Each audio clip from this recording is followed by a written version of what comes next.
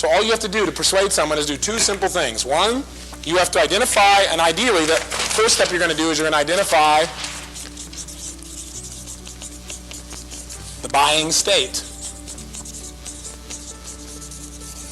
One. And two is you're going to anchor it, anchor that state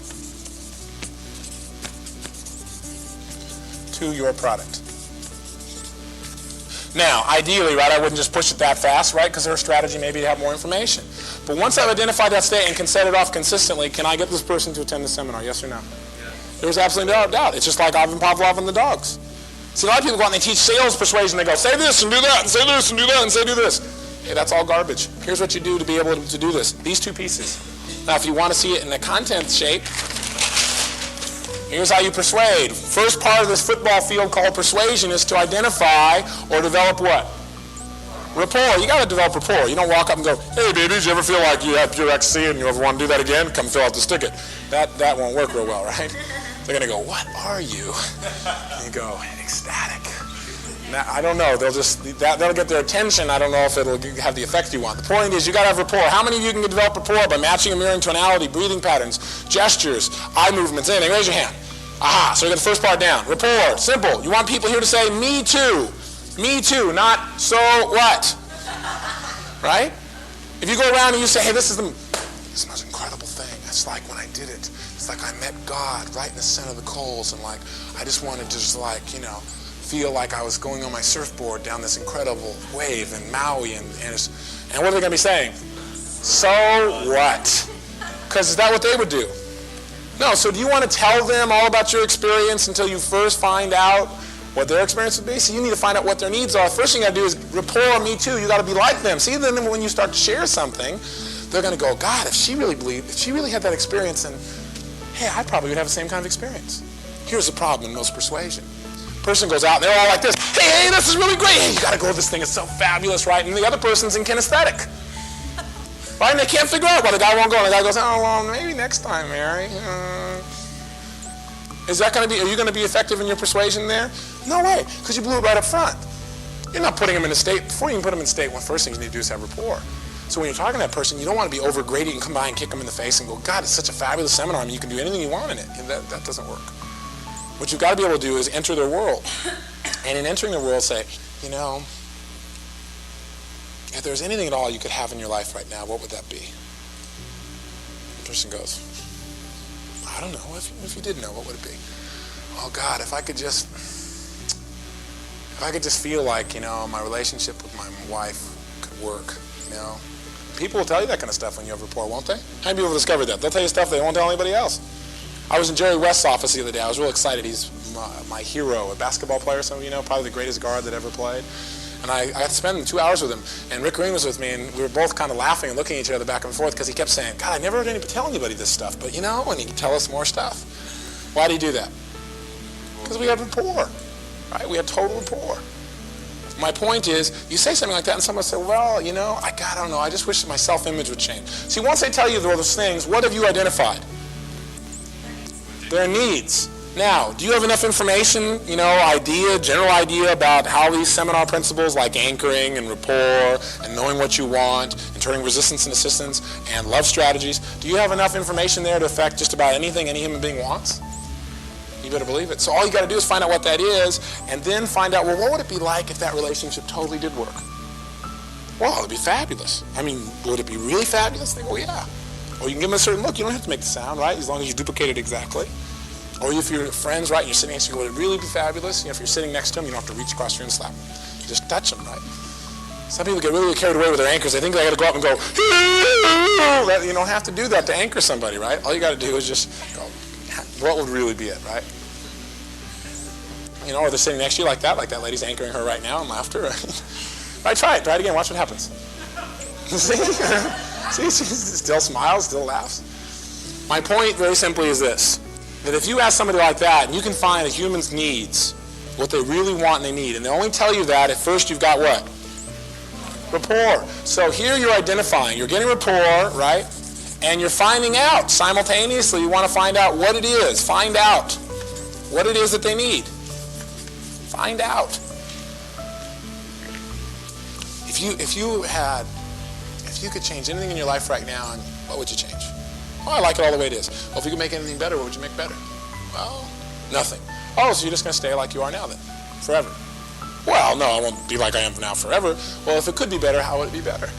Most people will tell you don't have to go through all this stuff with them. They'll go, well, I don't know, I really like it. You say, well, if something could be a little bit better, what would it be? You say, well, I'd like to be able to earn more money. Well, what would it take for you to be able to earn more money in your business? Well, I don't know. If I could learn to persuade more, or if I could learn to, build rapport with my boss, See, what have you identified? Real specific needs. Say, let me ask you a question. If you could go spend a few hours with someone who was an absolute master in that area of human communication, relationships, business, whatever it could be, if you could spend that and by the end of that time have the skill to be able to change that right away and the support to do it too, would it be worth taking some time and some energy and some capital to do? Would it be worth it? To get all that you want for the rest of your life, or to get this particular thing, would that be worth it? So you've got to be able to, what we call, close someone, right? You've got to be able to get them to make a what? Decision, and more importantly, a commitment. Because see, people, the normal approach to human beings is they will just put things off. People put things off. That's the normal approach. So what you got to do is get them to commit. And some people, when they start to do that, if all of a sudden you change your physiology and you go, so what would it be worth if you were going to do that and this and that? Are you going to be able to have this person be persuaded? No, because are you in rapport anymore? Biggest problem in persuasion is guys got rapport the whole time, right? And then they go to ask for the money. And what happens? Well, I got this seminar. Would you maybe like to go? Is that how you do it? No, you're just as congruent. You're going, you got to go to this thing. It'll give you that answer, and it's well worth it. Here, fill this thing out. But I don't have the money. Put on a mass charge or a Visa. Whatever it takes, you got to go. Right? You go, but. You just go, what do you mean? Bottom line is, what you've got to do is you got to go to this thing. Do you want to continue to live this way with this thing happening in your life? Well, no. Do you want to change it? Yes. And you got to go. Here, write a check. Don't mouth it too high. Whatever it takes. See, congruency will do it. If you have that congruency and if you filled their needs, you'll do it. But you got to have rapport and you got to find out what they need. The next piece here is, in this persuasion piece, is sometimes you got to give people a certain amount of logic and reason. But notice, if this was a football field, 40 yards of the football field is identification rapport. Getting rapport, so they're saying, me too, not so what? Finding out what their needs are and having them like you personally and think you're like them. That way when you say it's worth it, will they believe you? Yes. But if you're in a different kind of person, will they believe you? No, they're going to go, well, they liked it because they're different. But if you're like them and you like it, they're going to go, well, they liked it, they're like me. Okay. So logic and reason is the second part. And that is, notice that's maybe 10 yards of the football field. 10 yards meaning that you're just going to give them a few details. It's $125. Well worth every piece. It'll be at this place. Get a pencil. Write this down. Write down so-and-so address, da-da-da-da. Do you ask them, do you want to go? No, of course you don't want to ask them that. You assume the sale. If you found somebody's needs and you fill it, do you have the right to assume the sale? You better believe it. In fact, if you don't, you're not showing any personal power or any respect for that individual. If they have a true need and you know you can fill it and you don't, then not only have you not added any value, but you've probably taken some away because you got them to remember the things they don't like in their life. See, what you want to do is get them to be clear on what it is that they can improve their life and then show them how to do it right away. So the bottom line is that you say, here's what it is, and the way to give logic and reason is go, write this down, grab a pencil, come on. You've got to have that kind of congruency. And if you have rapport, can you say, write this down? Will people respond if you have rapport? Oh, yes. If you don't have rapport, it won't work. Rapport is the presupposition for all this effectiveness. So you say, write this down. It's okay. It's on March 22nd. Yeah, that's right, March 22nd. Here's where it is. Write this down. It's this location. And as they're writing it down, they're already beginning to unconsciously begin to what? Commit to being there. So you give them the logic and reason. The next piece is called attack and confess. Attack and confess. Part of the persuasive process. You must attack and confess. That is, there are a couple things that come up for human beings in any human transaction. That is, getting humans to do anything, buy things, go places, do things. There are basically three major objections you'll hear in your lifetime. Number one, I don't have enough what? Time. Right? In most cases, you're going to hear I don't have enough time because people don't like to admit they don't have what? Money. So they go, I'm busy, I don't have enough time, right? So the bottom line is, that's one. The second one you hear is I don't have enough money. And the real reason why people don't do things is they don't believe it's worth it, which simply means that you haven't tapped their strategy. And tapping the strategy means you haven't put them in a state where they would feel how you'd want them to feel or how they'd want to feel in order to go. See, if someone says, I don't believe I should go to this thing, I don't think it's worthwhile. Well, if you did believe it was worthwhile, how would you feel? What would happen if you right now, all of a sudden, instantly you changed, and instantly you started to think, hey, this is really worthwhile. If you were to do that right now, what would have changed? What are you talking about? Just think for a second. What if this thing was totally worthwhile? What if this thing was worth every ounce, every penny, every time, every amount of energy that you would invest in it, and it would come back tenfold? Would you want to go then? And they go, well, yeah, of course. What have you done just now by using that set of language patterns? In order to understand you, they had to process that, didn't they? In order to process that, it's like saying, don't spill the milk. In order not to spill the milk, you got to process what spilling the milk's like. So if you say to them, what would it be like if all of a sudden, instantly, you change? What am I also doing? Embedded commands. I'm saying all of a sudden you changed and you believed it was worthwhile. And all of a sudden you start to think about all the areas in your life where it would be worthwhile. What would it be like then? What if you went to this thing and as a result your relationships started working perfectly? Would it be worth it then? Well, yeah. Fill out the card. See? But you must do it while they're in state. If they're out of state, you're not going to have it. It's like the example I gave, I think, last week, right? If you go into a place to get some food and the waiter or waitress comes by and they slam down their ticket and say, here's your menu, what do you want? Is that person like that all the time? Is that the time to say to them, I don't like the service here? No, that's absolutely not the time. Will that get your outcome at all? Absolutely not. What you have to do in that case is realize that you need to put that person in a state if you want to get some good service. And that you're responsible because you're a professional communicator. See, not long ago one of my staff came in and said, you know, you blew up on me in this place. And I did. I blew up one time. I was in a state of just, and I apologized for it. I said, I did apologize, right? He goes, yeah. He said, but you know, I feel like that happens a lot. I said, well, I'm in that state sometimes. You got to be ready for it. I said, that's not the time to come in and ask me, do you want to do this? Or you shouldn't do that when I'm in a state of this is what's going to happen. See, that's not the time, right? You just watch my physiology or you use a phrase to change my state.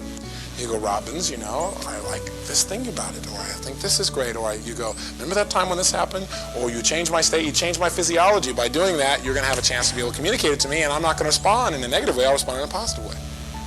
But you got that sensory acuity. Same thing with a waitress, right? You want to change your physiology, change your state, and then you can get great service. How do you change somebody's state? What are your choices? Quickly. Pat and interrupt. Pat and interrupt. What else? Metaphor. You can mirror their state and take them out. You can change their physiology by doing anything. Changing physiology is the first key, right? Or you can ask them something that makes them process differently. Or you can say something. Instead of responding the way most people do, you go, God, they must be working your tail off here. You know, take your time with us. Will that change somebody's state? Now, how will they respond to you differently? Oh, absolutely, because you've changed their internal feeling. And when you change their internal feeling, whole new set of behaviors. So the key to sales is put them in a state where they've bought before. And then while they're in that state, either anchor it or, expose your product while you talk about it. Remember that thing you absolutely love? That's what this is. But if you go, here's what I love, this is what you should do, will that work? No. You've got to make sure it's something they want, they need, some other time when they knew it was right. Remember a time when you made a decision you knew was absolutely right? Remember a specific time? Oh, no. I mean a time when you were happy about your decision. Yeah. What if you felt that way about this right now? What's happened? You've attached those. You've at least got them to start connecting it. Say, that's how you're going to feel. Once again, your congruency and your willingness to understand that no does not mean no. It just means I need more information. It means you have not put me in state. No is a different state than yes, isn't it? So all you have to do is put somebody in a yes state. That's persuasion. Put them in a yes state. Put them in a behavior, an internal feeling where they want to say yes. And then ask them to do something you want them to do, and they'll respond that way. I'll answer your question in a minute. Okay.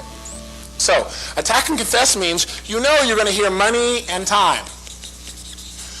Right? You know you're going to hear those if they're going to object at all. So the key here is not to allow them to happen, but to take care of them up front.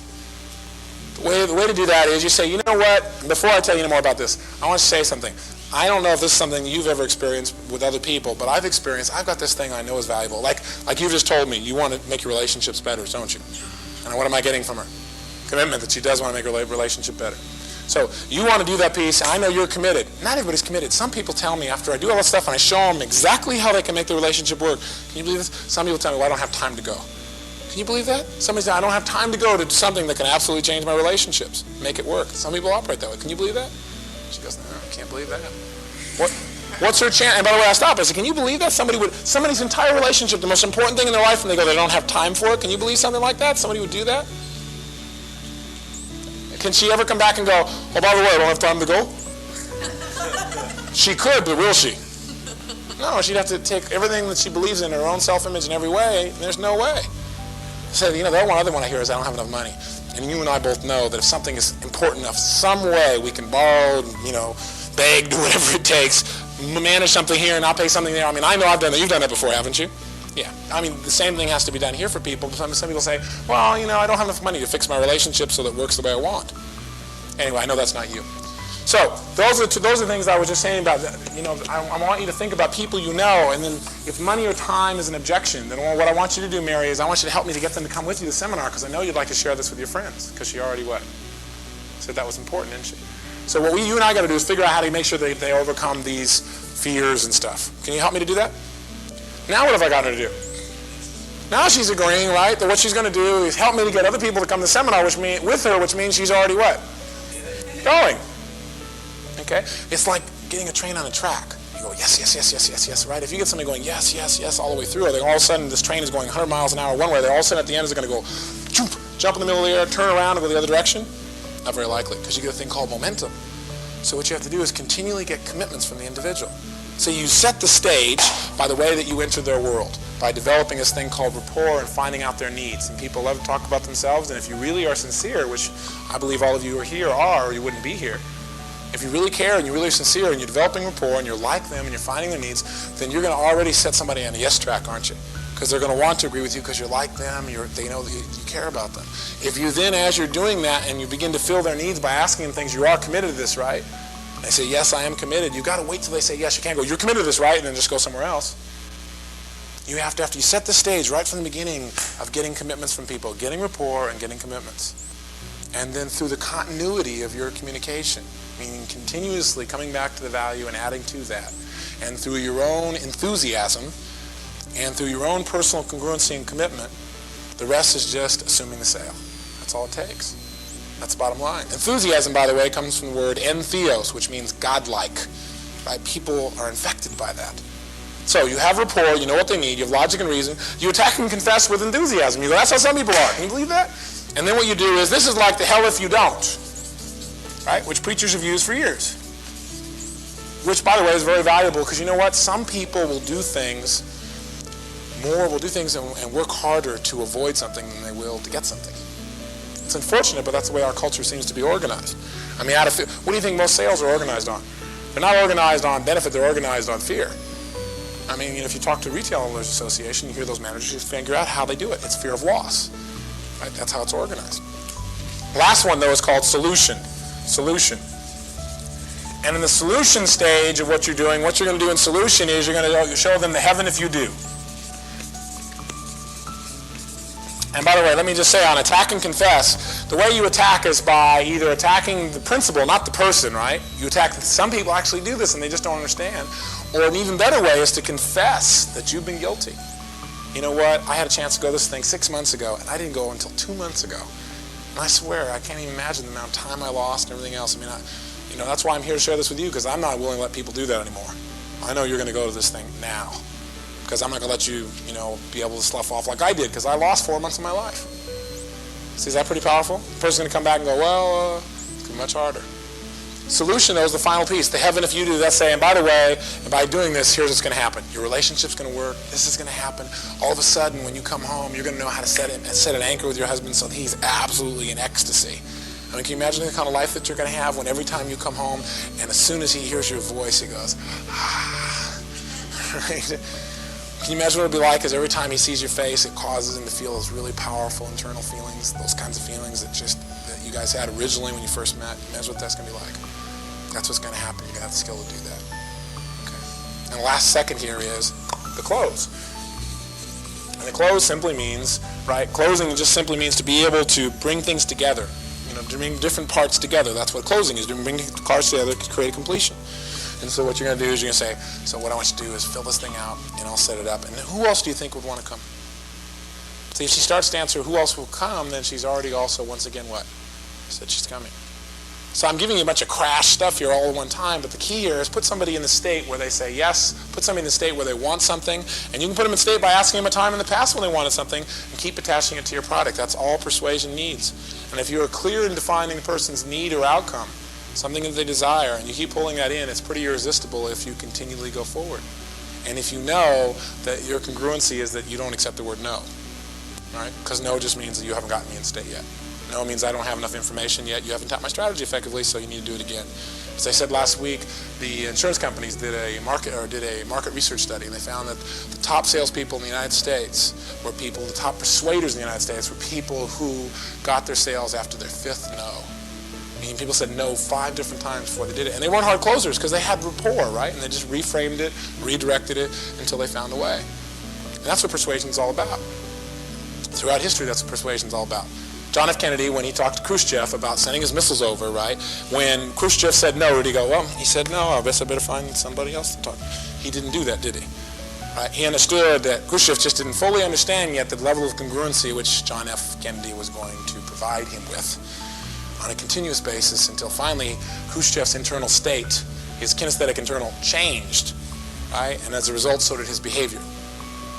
So you need to understand that that's all persuasion is all about, and it goes much higher than creating a ticket sale.